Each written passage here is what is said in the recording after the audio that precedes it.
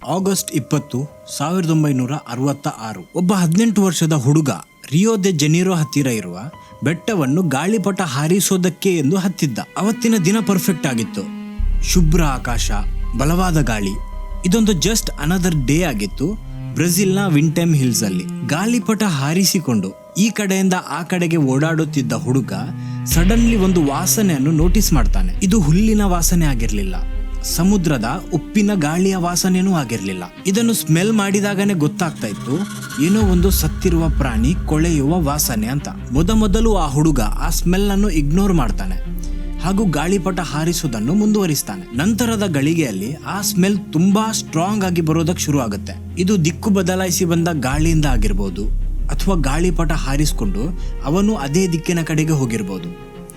ಇವೆನ್ಚುವಲಿ ಆ ಸ್ಮೆಲ್ ಎಷ್ಟು ಸ್ಟ್ರಾಂಗ್ ಆಗಿತ್ತು ಅಂದ್ರೆ ಆ ಹುಡುಗನಿಂದ ಅದನ್ನು ಇಗ್ನೋರ್ ಮಾಡೋದಕ್ಕೆ ಆಗ್ಲಿಲ್ಲ. ಈ ವಾಸನೆ ಎಲ್ಲಿಂದ ಬರ್ತಾ ಇದೆ ಅಂತ ನೋಡೇ ಬಿಡೋಣ ಎಂದು ಆ ಸ್ಮೆಲ್ ಬಂದ ದಿಕ್ಕಿನ ಕಡೆಗೆ ಹೋದ ಹುಡುಗ ಬೆಚ್ಚಿ ಬೀಳ್ತಾನೆ. ಅವನ ಕಣ್ಣಿನ ಮುಂದೆ 2 ಹುಡುಗರ ಶವ ನೆಲದಲ್ಲಿ ಬಿದ್ದಿತ್ತು. ಅದರ ಮೇಲೆ ನೊಣಗಳು ಹಾರಾಡುತ್ತಿದ್ದವು. ಈ ದೃಶ್ಯವನ್ನು ನೋಡಿದ ಹುಡುಗ ತುಂಬಾ ಗಾಬರಿಯಾಗಿ ತಕ್ಷಣವೇ ಅಲ್ಲಿಂದ ಓಡಿ ವಾಪಸ್ ಸಿಟಿ ಕಡೆಗೆ ಬರ್ತಾನೆ. ವಾಪಸ್ ಬಂದ ಹುಡುಗ ಈ ವಿಷಯವನ್ನು ಪೊಲೀಸರಿಗೂ ತಿಳಿಸ್ತಾನೆ ಹಾಗೂ ಮಾರನೇ ದಿನ ಪೊಲೀಸರ ಒಂದು ಟೀಮ್ ಆ ಜಾಗಕ್ಕೆ ಹೋಗಿ ಮುಟ್ಟುತ್ತೆ. ಅಲ್ಲಿಗೆ ಬಂದ ಪೊಲೀಸರಿಗೂ ಇಲ್ಲಿ ಏನು ನಡೆದಿದೆ ಎಂದು ಅರ್ಥನೇ ಆಗಿರ್ಲಿಲ್ಲ. 30-35 ವರ್ಷದ 2 ಹುಡುಗರ ಶವ, ಇವೆರಡನ್ನು ಪರ್ಫೆಕ್ಟ್ ಆಗಿ ಒಂದರ ಬದಿಯಲ್ಲಿ ಇನ್ನೊಂದನ್ನು ಇಡಲಾಗಿದೆ. ಇವರಿಬ್ಬರು ತುಂಬಾ ಎಕ್ಸ್ಪೆನ್ಸಿವ್ ಹಾಗೂ ಒಂದು ಒಳ್ಳೆ ಸೂಟ್ ಬೂಟ್ ಅನ್ನು ಹಾಕಿದ್ದಾರೆ. ಅಷ್ಟೇ ಅಲ್ಲ, ಆ ಸೂಟ್ ನ ಮೇಲೆ ರೈನ್ ಕೋಟ್ ಕೂಡ. ಆ ಶವದ ಬದಿಯಲ್ಲಿ ಒಂದು ಒದ್ದೆ ಟಾವಲ್, ಸ್ವಲ್ಪ ಹಣ ಹಾಗೂ ಒಂದು ಖಾಲಿ ನೀರಿನ ಬಾಟಲ್ ಇತ್ತು. ಇದೆಲ್ಲ ಮಾಮೂಲಿ ವಸ್ತುಗಳೇ ಬಿಡಿ. ಸ್ಟ್ರೇಂಜ್ ಏನು ಅಂದ್ರೆ ಆ 2 ಶವದ ಮುಖದ ಮೇಲೆ ಒಂದು ಸೀಸದಿಂದ ಮಾಡಿರುವ ಮಾಸ್ಕ್ ಅಥವಾ ಕನ್ನಡಕ ಇತ್ತು. ಇದಿಷ್ಟನ್ನು ಬಿಟ್ರೆ ಯಾವುದೇ ಗಾಯ ಇರಲಿಲ್ಲ, ಯಾವುದೇ ರಕ್ತ ಇರಲಿಲ್ಲ. ಅವರ ಕೊಲೆ ನಡೆದಿದೆ ಅನ್ನೋದಕ್ಕೆ ಯಾವುದೇ ರೀತಿಯ ಪುರಾವೆ ಸಿಕ್ಕಿರಲಿಲ್ಲ. ಬರೀ 2 ವೆಲ್ ಡ್ರೆಸ್ಡ್ ಮೆನ್ ನೆಲದಲ್ಲಿ ಮಲಗಿ ಆಕಾಶದ ಕಡೆಗೆ ನೋಡಿ ಯಾರನ್ನೋ ಕಾಯುತ್ತಿದ್ದಂತೆ ಕಾಣಿಸ್ತಾ ಇತ್ತು. ಇದೆಲ್ಲ ನೋಡಿ ಕನ್ಫ್ಯೂಸ್ ಆಗಿದ್ದ ಪೊಲೀಸರ ತಲೆ ಹಾಳಾಗಿದ್ದು ಅದೇ ಶವದ ಹತ್ತಿರ ಸಿಕ್ಕ ಒಂದು ನೋಟ್ಬುಕ್ ಅನ್ನು ನೋಡಿ. ಆ ನೋಟ್ಬುಕ್ ಅಲ್ಲಿ ಬರೆದಿತ್ತು, 4 ನಿರ್ದಿಷ್ಟಪಡಿಸಿದ ಸ್ಥಳದಲ್ಲಿರಿ, 6 ಕ್ಯಾಪ್ಸುಲ್ ಅನ್ನು ಸೇವಿಸಿ, ಪರಿಣಾಮದ ನಂತರ ಲೋಹಗಳನ್ನು ರಕ್ಷಿಸಿ, ಸಿಗ್ನಲ್ ಮಾಸ್ಗಾಗಿ ಕಾಯಿರಿ. ಇಲ್ಲಿ ನಡೆದಿದ್ದಾದ್ರೂ ಏನು? ನೋಟ್ಬುಕ್ ಅಲ್ಲಿ ಬರೆದ ಲೈನ್ನ ಅರ್ಥ ಆದ್ರೂ ಏನು? ವೆಲ್, ಇದೇ ಆಗಿದೆ ಬ್ರೆಜಿಲ್ ದೇಶ ಕಂಡ one of the biggest alien mystery, the lead mask case. ನಮಸ್ಕಾರ ಎಲ್ಲರೂ ಚೆನ್ನಾಗಿದ್ದೀರಾ ಅಂತ ಅನ್ಕೋತೀನಿ. ನಿಮ್ಗೆ ಗೊತ್ತಿದೆಯಾ ಅನ್ಸಾಲ್ವ್ಡ್ ಮಿಸ್ಟ್ರಿಗಿಂತನೂ ಸ್ಕೇರಿ ಏನು ಅಂತ?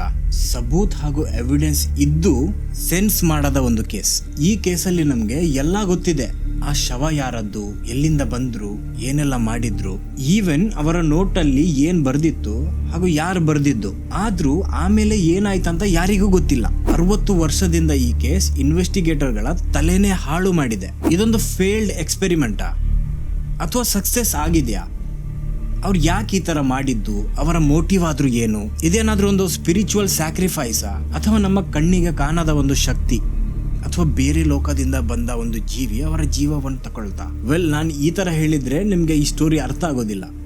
ಸೊ ಈ ವಿಡಿಯೋವನ್ನು ಎಂಡ್ವರೆಗೆ ನೋಡಿ, ಯಾಕಂದ್ರೆ ಇಂತಹ ಒಂದು ಸ್ಟೋರಿ ನಿಮ್ಗೆ ನಿಮ್ಮ ಜೀವನದಲ್ಲಿ ಮತ್ತೊಮ್ಮೆ ನೋಡೋದಕ್ಕೆ ಸಿಗೋದು ಐ ಥಿಂಕ್ ಅಸಾಧ್ಯ. ಈ ಒಂದು ಸ್ಟೋರಿಯಲ್ಲಿ ಜಾದೂ ಮಂತ್ರನೂ ಇದೆ, ಟೆಕ್ನಾಲಜಿ ಇದೆ, ಸ್ಪೇಸ್, ಏಲಿಯನ್ ಇದು ಕೂಡ. ಸೊ ನಿಮ್ಮ ಹೆಚ್ಚಿನ ಟೈಮ್ ವೇಸ್ಟ್ ಮಾಡದೆ ಇವತ್ತಿನ ವಿಡಿಯೋ ಸ್ಟಾರ್ಟ್ ಮಾಡ್ತಾ ಇದ್ದೀನಿ.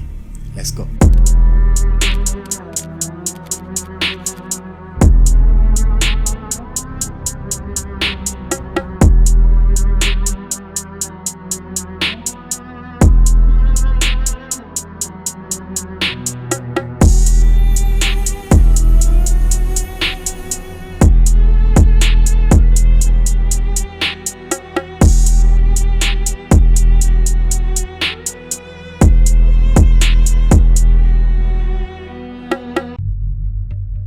ಆಗಸ್ಟ್ 17, 1966 2 ಹುಡುಗರು ಮ್ಯಾನುವೆಲ್ ಪೆರೇರಾ ದಿ ಕ್ರೂಸ್ ಹಾಗೂ ಮಿಗೆಲ್ ಹೋಸೆ ವಿಯಾನಾ ತಮ್ಮ ಮನೆಯಿಂದ ಹೊರಡುವಾಗ ಮನೆಯವರಿಗೆ ಹೇಳಿದ್ರು, ನಾವು ಸ್ವಲ್ಪ ಕೆಲಸದಿಂದ ಹೊರಗೆ ಹೋಗ್ತಾ ಇದ್ದೀವಿ, ಕೆಲಸ ಮುಗಿದ ತಕ್ಷಣವೇ ವಾಪಸ್ ಬರ್ತೀವಿ ಅಂತ. ಇವರು ಈ ತರ ಹೇಳಿ ಹೋಗುವಾಗ ಮನೆಯಲ್ಲಿ ಯಾರಿಗೂ ಏನು ಡೌಟ್ ಆಗಿರ್ಲಿಲ್ಲ. ಆಗುದಾದ್ರೂ ಹೇಗೆ, ಇವರೇನು ಬ್ಯಾಡ್ ಹ್ಯಾಬಿಟ್ ಇರುವ ತುಂಟ ಹುಡುಗರೇನು ಅಲ್ಲ. ಇನ್ಫ್ಯಾಕ್ಟ್ ಇವರೊಂದು ಸ್ಮಾರ್ಟ್ ಹುಡುಗರು. ಇವರಿಬ್ರು ಎಲೆಕ್ಟ್ರಾನಿಕ್ ಟೆಕ್ನಿಷಿಯನ್ಸ್ ಆಗಿದ್ರು ಹಾಗೂ ಒಂದು ಒಳ್ಳೆ ಫ್ರೆಂಡ್ಸ್ ಕೂಡ ಆಗಿದ್ರು. ಸಿಗ್ನಲ್, ಸರ್ಕ್ಯೂಟ್, ವೈರ್, ಫ್ರೀಕ್ವೆನ್ಸಿ ಇದೆಲ್ಲ ಏನಿದೆ ಇದು ಅವರ ಕೆಲಸ ಆಗಿತ್ತು ದಿನ ಪ್ರತಿದಿನದ್ದು. ಅವರಿದ್ದ ಊರಿನಲ್ಲೂ ಅವರದೇನು ಕೆಟ್ಟ ಹೆಸರೇನಿರ್ಲಿಲ್ಲ, ಒಂದು ಒಳ್ಳೆ ಹೆಸರಿರುವ ಫ್ಯಾಮಿಲಿ ಆಗಿತ್ತು ಇದು. ಸೊ ಈ ತರ ಮನೆಯಿಂದ ಹೊರಟವರು ಒಂದೆರಡು ದಿನದಲ್ಲೇ ವಾಪಸ್ ಬರ್ಬೇಕಿತ್ತು. ಆದ್ರೆ ಅವ್ರು ಯಾವತ್ತೂ ಬಂದೇ ಇಲ್ಲ. ಆ ಟೌನ್ ನಿಂದ ಹೊರಗೆ ಹೋಗೋ ಮೊದಲು ಅವ್ರು ಅದೇ ಟೌನ್ ಅಲ್ಲಿರುವ ಒಂದು ಅಂಗಡಿಯಿಂದ ರೇನ್ ಕೋಟ್ ಅನ್ನು ಪರ್ಚೇಸ್ ಮಾಡಿದ್ರು. ಇದೊಂದು ವಿಯರ್ಡ್ ಆಗಿತ್ತು, ಯಾಕಂದ್ರೆ ರೇನ್ ಕೋಟ್ ಯಾಕೆ ಅವ್ರು ಪರ್ಚೇಸ್ ಮಾಡ್ತಾರೆ, ಅದು ಕೂಡ ಆಗಸ್ಟ್ ತಿಂಗಳಲ್ಲಿ. ಈ ಘಟನೆ ನಡೆದ ದಿನ ಆಗಿರ್ಲಿ ಅಥವಾ ಅದರ ಮುಂಚಿನ ದಿನಗಳಲ್ಲಿ ಒಂದು ಹನಿ ನೀರು ಕೂಡ ಬಿದ್ದಿರ್ಲಿಲ್ಲ. ಅಂಗಡಿಯನ್ನು ಅನ್ಕೊಂಡಿದ್ದ ಇವರು ರೇನ್ ಕೋಟ್ ಯಾಕೆ ಖರೀದಿ ಮಾಡ್ತಾ ಇದ್ದಾರಂತ. ಆಲ್ಸೋ ಅಂಗಡಿಗೆ ಬಂದವರು ತುಂಬಾ ಗಡಿಬಿಡಿಯಲ್ಲಿದ್ದಾಗಿದ್ರು. ಗಡಿ ಅವರ ವಾಚ್ ಅನ್ನು ಚೆಕ್ ಮಾಡ್ತಾ ಇದ್ರು, ಎಲ್ಲಿಗೋ ಹೋಗೋದಕ್ಕೆ ಲೇಟ್ ಆಗ್ತಾ ಇದೆ ಅಂದಾಗ ಮಾಡ್ತಾ ಇದ್ರು ಅವರು. ಸೊ ಇವೆನ್ಚುಯಲಿ ಅಲ್ಲಿಂದ ರೇನ್ ಕೋಟ್ ತಗೊಂಡವರು ನಂತರ ಆ ಸಿಟಿಯಲ್ಲಿ ಬೇರೆ ಎಲ್ಲೂ ಕಾಣೋದಕ್ಕೆ ಸಿಕ್ಕಿರ್ಲಿಲ್ಲ. ಆಮೇಲೆ ನಡೆದ ಇನ್ವೆಸ್ಟಿಗೇಷನ್ ಅಲ್ಲಿ ಅವ್ರದ್ದು ಇನ್ನೊಂದು ಲಾಸ್ಟ್ ಸೈಟಿಂಗ್ ಸಿಕ್ಕಿತ್ತು, ಅದು ನಿಟೆರಾಯ್ ಅಲ್ಲಿ. ಈ ನಿಟೆರಾಯ್ ಟೌನ್ ಏನಿದೆ ಇದು ಕಡಲಿನ ಇನ್ನೊಂದು ಕಡೆ ಬರುವ ಒಂದು ಟೌನ್ ಆಗಿದೆ. ಆ ಟೌನಿಗೆ ಅವ್ರು ಯಾಕೆ ಹೋದ್ರಂತ ಗೊತ್ತಿಲ್ಲ, ಆದ್ರೆ ಅವತ್ತು ರಾತ್ರಿ ಅದೇ ಟೌನ್ ಅಲ್ಲಿ ಒಂದು ಹೋಟೆಲ್ ರೂಮ್ ಅನ್ನು ಬುಕ್ ಮಾಡಿ ಅವತ್ತು ರಾತ್ರಿ ಅಲ್ಲೇ ಕಳೆದಿದ್ರು. ಆ ಹೋಟೆಲ್ ನ ಸ್ಟಾಫ್ಸ್ ಗಳ ಪ್ರಕಾರ ಅವರೇನು ಡೌಟ್ಫುಲ್ ಆಗಿ ಬಿಹೇವ್ ಮಾಡಿರ್ಲಿಲ್ಲ, ಒಂದು ಒಳ್ಳೆ ವೆಲ್ ಬಿಹೇವ್ಡ್ ಮೆನ್ ಆಗಿದ್ರು ಹಾಗೂ ಅವರು ತುಂಬಾ ಪೊಲೈಟ್ ಕೂಡ ಆಗಿದ್ರು. ಅಲ್ಲಿ ಚೆಕ್ ಇನ್ ಆದವರು ಒಂದು ರಾತ್ರಿ ಅಲ್ಲಿ ಕಳೆದು ಮಾರನೇ ದಿನ ಚೆಕ್ಔಟ್ ಆಗಿ ಹೋದ್ರು ಅಂತಾರೆ. ಪ್ರಶ್ನೆ ಏನು ಅಂದ್ರೆ ಅವರು ಆ ಹೋಟೆಲ್ ರೂಮ್ಗೆ ಯಾಕೆ ಹೋದ್ರು ಹಾಗೂ ಆ ಹೋಟೆಲ್ ರೂಮ್ ನ ಒಳಗೆ ಏನ್ ನಡೀತು ಇದು ಯಾರಿಗೂ ಗೊತ್ತಿಲ್ಲ. ಇದೇ ಅವರ ಲಾಸ್ಟ್ ಸೈಟಿಂಗ್ ಆಗಿದ್ದು. ಇದರ ನಂತರ ಅದೇ ದಿನದ ಯಾವುದೋ ಒಂದು ಗಳಿಗೆಯಲ್ಲಿ ಅವರು ವಿಂಟೆಮ್ ಹಿಲ್ಸ್ ಕಡೆಗೆ ಪಯಣ ಮಾಡಿದ್ರು. ಈಗ ಈ ವಿಂಟೆಮ್ ಹಿಲ್ಸ್ ಕೂಡ ಒಂದು ಸ್ಟ್ರೇಂಜ್ ಜಾಗ, ಅಲ್ಲಿ ಯಾರು ಹೋಗೋದಿಲ್ಲ, ಟೂರಿಸ್ಟ್ ಗಳು ಹೋಗೋ ಜಾಗ ಅಲ್ಲ ಅದು. ಇದು ಜಸ್ಟ್ ಒಂದು ಹಿಲ್ಲಿ ಪ್ಲೇಸ್ ಆಗಿದೆ ರಿಯೋ ಡೆ ಜೆನಿರೋ ಹತ್ತಿರ. ಇಲ್ಲಿ ಜನರು ಯಾಕೆ ಹೋಗೋದಿಲ್ಲ ಅನ್ನೋದಕ್ಕೆ ಒಂದು ಕಾರಣನೂ ಇದೆ. ಆ ಪ್ಲೇಸಿಗೆ ಹೋಗೋದೇ ತುಂಬಾ ಕಷ್ಟ. ಅವತ್ತು ಪೊಲೀಸರು ಅಲ್ಲಿಗೆ ಹೋಗುವಾಗ ಅವರಿಗೂ ಕೆಲವು ಗಂಟೆಗಳೇ ಹಿಡಿದಿದೆ ಆ ಬೆಟ್ಟವನ್ನು ಹತ್ತಿ ಮೇಲೆ ಹೋಗೋದಕ್ಕೆ. ಅಂತಹದೊಂದು ಪ್ಲೇಸಿಗೆ ಇವರಿಬ್ರು ಸೂಟ್ ಬೂಟ್ ಹಾಕೊಂಡು ಯಾರಿಗೆ ಮೀಟ್ ಆಗೋದಕ್ಕೆ ಹೋದ್ರು ಅನ್ನೋದು ಇನ್ನೊಂದು ತುಂಬಾ ದೊಡ್ಡ ಮಿಸ್ಟ್ರಿ. ಇವರ ಬಾಡಿ ಸಿಕ್ಕಾಗ ನಾನು ಅವಾಗ ಹೇಳಿದಾಗೆ ಅವರು ಫಾರ್ಮಲ್ ಸೂಟ್ ಹಾಕಿದ್ರು ಹಾಗೂ ಅದರ ಮೇಲೆ ಒಂದು ರೇನ್ ಕೋಟ್ ಕೂಡ. ಅವರ ಹತ್ರ ಇದ್ದಿದ್ದು ಅದೇ ಎವ್ರಿ ಡೇ ಐಟಮ್ಸ್, ನೀರಿನ ಬಾಟಲ್, ಒಂದು ಟವಲ್ ಹಾಗೂ ಸ್ವಲ್ಪ ಕ್ಯಾಶ್ ಅಂಡ್ ಆ ಒಂದು ಸೀಸದ ಮಾಸ್ಕ್. ಈ ಮಾಸ್ಕ್ ಅನ್ನು ಅವರವರ ಮನೆಯಲ್ಲೇ ತಯಾರಿಸಿದ್ದು. ನೋಡೋದಕ್ಕೆ ಅದು ಯಾವ ತರ ಕಾಣಿಸ್ತಾ ಇತ್ತು ಅಂದ್ರೆ ಅವರು ತುಂಬಾ ಬೆಳಕಿನಿಂದ ಅವರ ಕಣ್ಣನ್ನು ಪ್ರೊಟೆಕ್ಟ್ ಮಾಡೋದಕ್ಕೆ ಬಳಸಿದ ಹಾಗೆ. ಇದು ನಿಜ ಆಗಿದ್ರೆ ಯಾವ ಬೆಳಕಿನಿಂದ ಅವರ ಕಣ್ಣನ್ನು ಪ್ರೊಟೆಕ್ಟ್ ಮಾಡಿ ಆಕಾಶದ ಕಡೆಗೆ ಅವ್ರು ನೋಡ್ತಾ ಇದ್ದಿದ್ದು.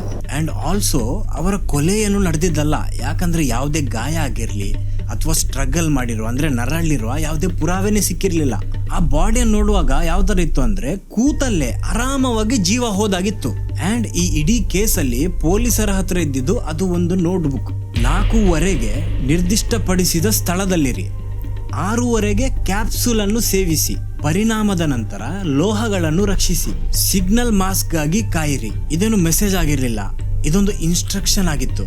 ಯಾಕಂದ್ರೆ ಅವರ ಬಾಡಿಯನ್ನು ನೋಡಿದಾಗನೇ ಗೊತ್ತಾಗ್ತಾ ಇತ್ತು ಅವರು ಅದನ್ನೇ ಫಾಲೋ ಮಾಡಿದ್ದಾರೆ ಅಂತ. 4:00 ಆ ಬೆಟ್ಟಕ್ಕೆ ಬಂದ್ರು, 6:00 ಕ್ಯಾಪ್ಸೂಲ್ ಅನ್ನು ಸೇವಿಸಿದ್ರು, ನಂತರ ಸೀಸದ ಮಾಸ್ಕ್ ಹಾಗೂ ರೇನ್ಕೋಟ್ ಅನ್ನು ಹಾಕಿ ಪ್ರೊಟೆಕ್ಟ್ ಮಾಡಿದ್ರು ಹಾಗೂ ಸಿಗ್ನಲ್ಗೋಸ್ಕರ ವೇಟ್ ಮಾಡಿದ್ರು. ಈ ಕ್ಯಾಪ್ಸೂಲ್ ಏನಾಗಿತ್ತು ಅನ್ನೋದು ಕಂಡು ಹಿಡಿಯೋದಕ್ಕಾಗ್ಲಿಲ್ಲ ಹಾಗೂ ಯಾವ ಸಿಗ್ನಲ್ಗೋಸ್ಕರ ವೇಟ್ ಮಾಡ್ತಾ ಇದ್ರು ಅನ್ನೋದು ಗೊತ್ತಿಲ್ಲ.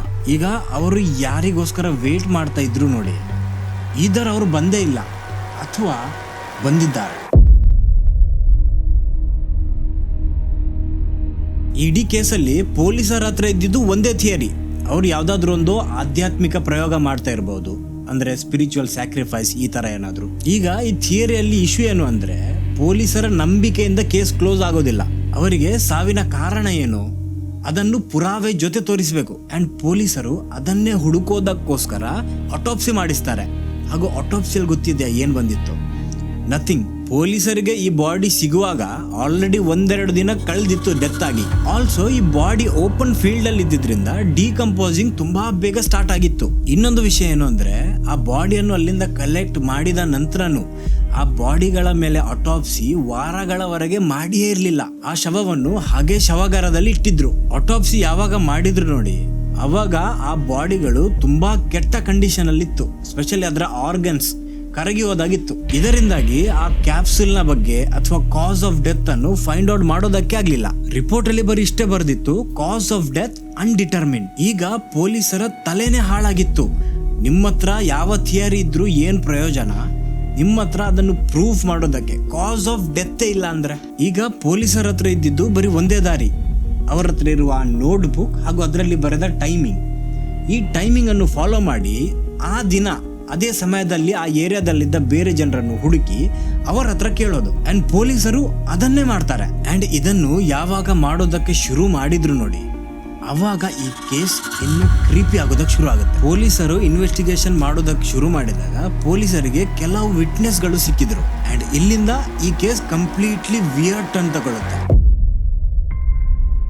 18 ಆಗಸ್ಟ್ 1996 ದಿನ ಈ ವಿಂಟೆಮ್ ಹಿಲ್ಸ್ ನ ಅಕ್ಕಪಕ್ಕದಲ್ಲಿರುವ ಹಲವಾರು ಜನರು ಸಂಜೆ ಹೊತ್ತಿಗೆ ಆಕಾಶದಲ್ಲಿ ಆರೆಂಜ್ ಕಲರ್ ನ ಲೈಟ್ ಹಾರಾಡೋದನ್ನು ನೋಡಿದ್ರು.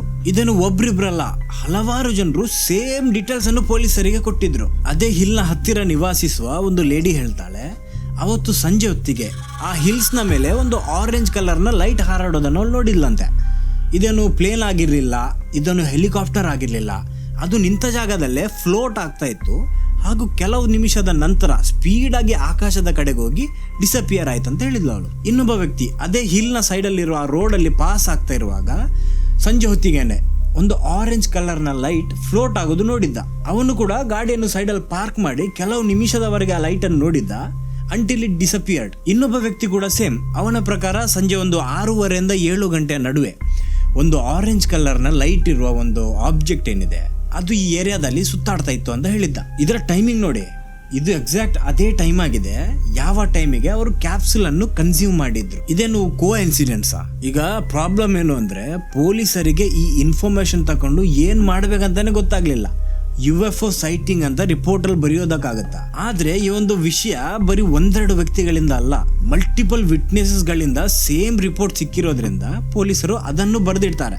ಈಗ ಪೊಲೀಸ್ ಇನ್ವೆಸ್ಟಿಗೇಷನ್ ಇನ್ನೂ ಹೆಚ್ಚು ಕಾಂಪ್ಲಿಕೇಟೆಡ್ ಆಗಿತ್ತು. ಆಗಿನ ಸಮಯದಲ್ಲಿ ಈಗಿನ ತರ ಅಡ್ವಾನ್ಸ್ ಟೆಕ್ನಾಲಜಿ ಇರಲಿಲ್ಲ. ಸೊ ಪೊಲೀಸರು ಏನ್ ಮಾಡ್ತಾರೆ, ವೆರಿ ಬೇಸಿಕ್ ಇಂದ ಈ ಇನ್ವೆಸ್ಟಿಗೇಷನ್ ಅನ್ನು ಕಂಟಿನ್ಯೂ ಮಾಡುವ ನಿರ್ಧಾರವನ್ನು ತಗೋತಾರೆ. ಅದೇನಂದ್ರೆ ಆ ಹುಡುಗರ ಬ್ಯಾಕ್ ಗ್ರೌಂಡ್ ಚೆಕ್. ಅಂದ್ರೆ ಅವರು ಯಾರು, ಅವರ ರೀಸೆಂಟ್ ಆಕ್ಟಿವಿಟಿ ಏನು, ಅವರ ಇಂಟ್ರೆಸ್ಟ್ಗಳು ಏನು, ಹಾಗೂ ಅವ್ರು ರೀಸೆಂಟ್ಲಿ ಯಾರ್ಯಾರ ಜೊತೆ ಎಲ್ಲ ಮೀಟಪ್ ಆಗಿದ್ರು ಅಂತ.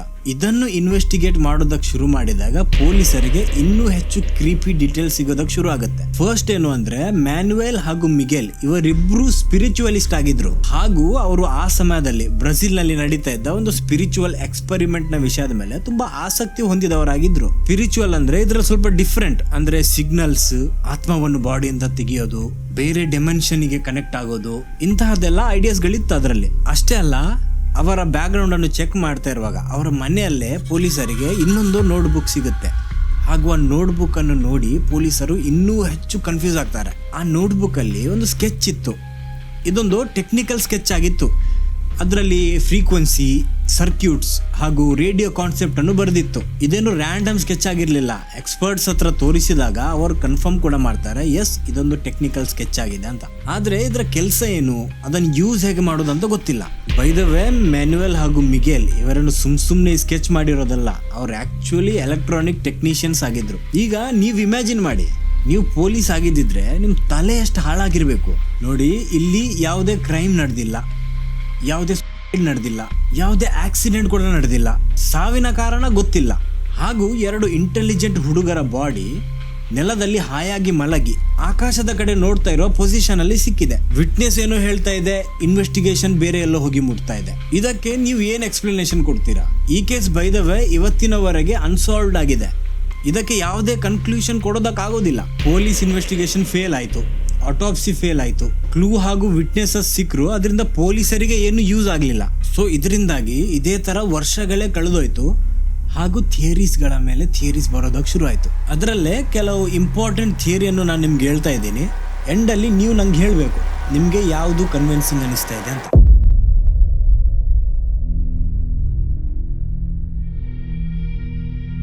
ಈ ಥಿಯರಿ ಮೀಡಿಯಾದಲ್ಲಿ ತುಂಬಾ ವೈರಲ್ ಆಗಿತ್ತು. ಸುಮ್ನೆ ಅಲ್ಲ, ಮ್ಯಾನುವೆಲ್ ಹಾಗೂ ಮಿಗೆಲ್ ತುಂಬಾ ಸ್ಮಾರ್ಟ್ ಹುಡುಗರು. ಇವರಿಗೆ ಎಲೆಕ್ಟ್ರಾನಿಕ್ಸ್ ಗಳ ಬಗ್ಗೆ ಗೊತ್ತಿತ್ತು. ಅವರ ಮನೆಯಲ್ಲಿ ಸಿಕ್ಕ ಒಂದು 2ನೇ ನೋಟ್ ಬುಕ್ ಪ್ರಕಾರ ಅವರು ಯಾವುದೋ ಒಂದು ಮಷೀನ್ ಅನ್ನು ತಯಾರಿ ಮಾಡ್ತಾ ಇದ್ರು. ಈ ಮಷೀನ್ ನ ಕೆಲಸ ಏನಂತ ಗೊತ್ತಿಲ್ಲ. ಆದ್ರೆ ಈ ಥಿಯರಿ ಪ್ರಕಾರ ಮ್ಯಾನುವೆಲ್ ಹಾಗೂ ಮಿಗೆಲ್ ಇವರಿಬ್ರು ಏಲಿಯನ್ಸ್ ಗಳ ಜೊತೆ ಕಾಂಟ್ಯಾಕ್ಟ್ ಮಾಡೋದಕ್ಕೆ ಟ್ರೈ ಮಾಡ್ತಾ ಇದ್ರು. ಹಾಗೂ ಅವರ ಕಾಂಟ್ಯಾಕ್ಟ್ ಕೂಡ ಆಗಿತ್ತು ಅಂತ. ಈಗ ಈ ಥಿಯರಿಯನ್ನು ಇನ್ನೂ ಹೆಚ್ಚು ಸ್ಟ್ರಾಂಗ್ ಮಾಡೋದಕ್ಕೆ ನಮ್ಮ ಹತ್ರ ವಿಟ್ನೆಸ್ ಗಳು ಇದ್ದಾರೆ. ಆ ಒಂದು ಆರೆಂಜ್ ಲೈಟ್ ಹಾಗೂ ಆ ಫ್ಲೈಯಿಂಗ್ ಆಬ್ಜೆಕ್ಟ್ ಅನ್ನು ನೋಡಿದವರು. ಅದು ಕೂಡ ಆ ನೋಟ್ಬುಕ್ ಅಲ್ಲಿ ಬರೆದ ಸೇಮ್ ಟೈಮ್ ಅಲ್ಲಿ. ಅವರ ಹತ್ರ ಇದ್ದ ಒಂದು ಸೀಸದ ಮಾಸ್ಕ್ ಏನಿದೆ ಅದು ಬೆಂಕಿಗೆ ಎಣ್ಣೆ ಹಾಕುವ ಕೆಲಸ ಮಾಡಿತ್ತು.